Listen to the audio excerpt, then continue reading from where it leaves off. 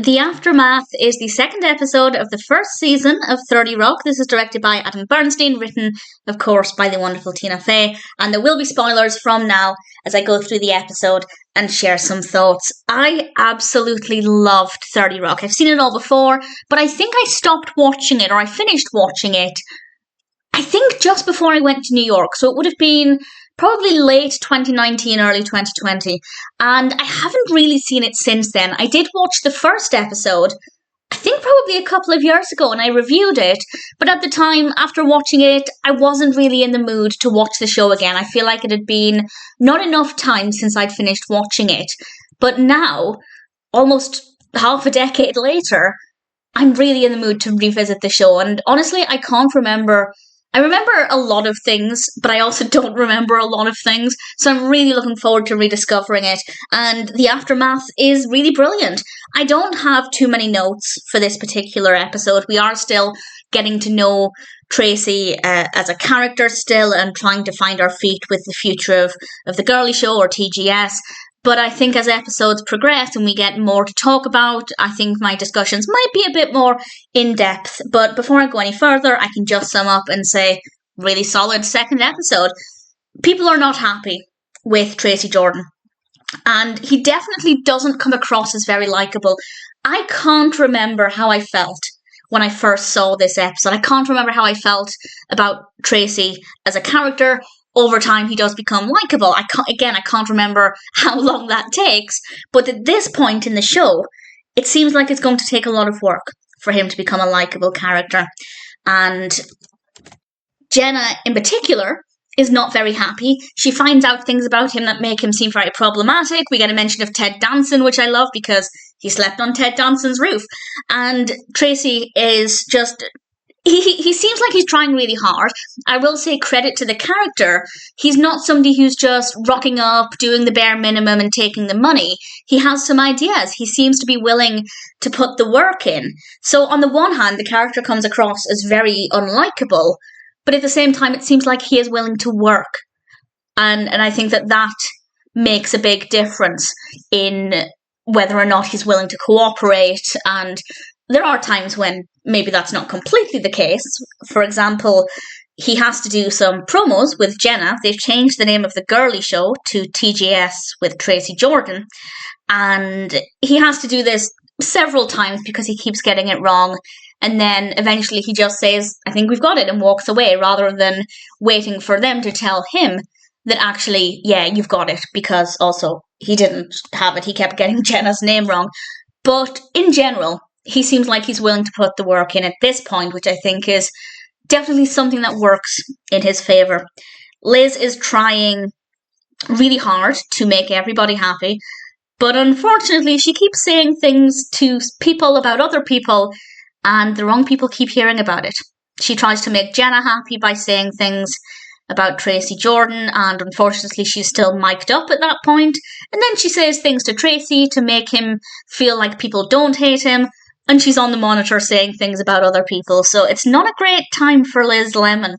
And she approaches Tracy, and they both realise that they need to do something to solve this. So Tracy decides to invite everybody on his yacht. And it was actually rather adorable. He calls Jenna Baloney, which is actually a kind of fun nickname. Her surname is Maroney, and Liz said it's Maroney like baloney, and it was cute. I liked it.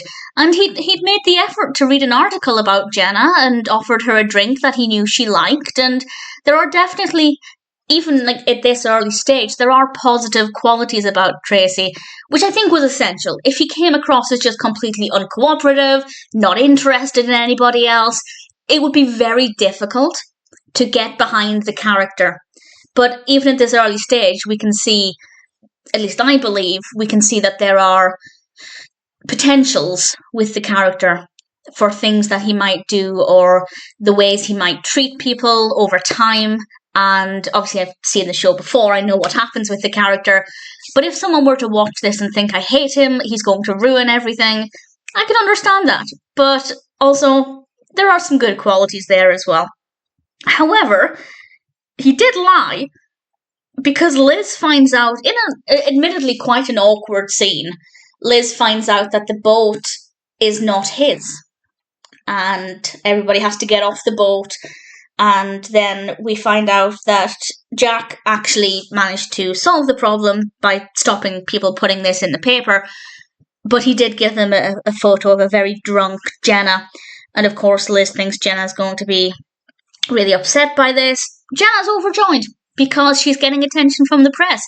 Even if it's negative attention, she's pretty happy. And I think that definitely helps us to give an indication of the kind of person Jenna is in this early stage as well. So it's definitely an episode where we're setting things up still. We're still finding our feet with the character, with the future of the girly show or TGS. And there's definitely a lot of hope and potential for the character of Tracy. But what's also exciting is that the future of the girly show, or TGS, is unclear at this point.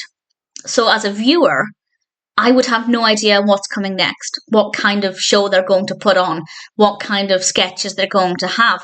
And I think that that's quite exciting to leave things quite open at this early stage. And I think we get a good chance to look at some other characters as well here and there. Obviously, we're only 2 episodes in, so it's very unlikely for anybody to have built up any kind of emotional response to any of the characters. But I feel like they've laid some pretty good foundations with the first few episodes.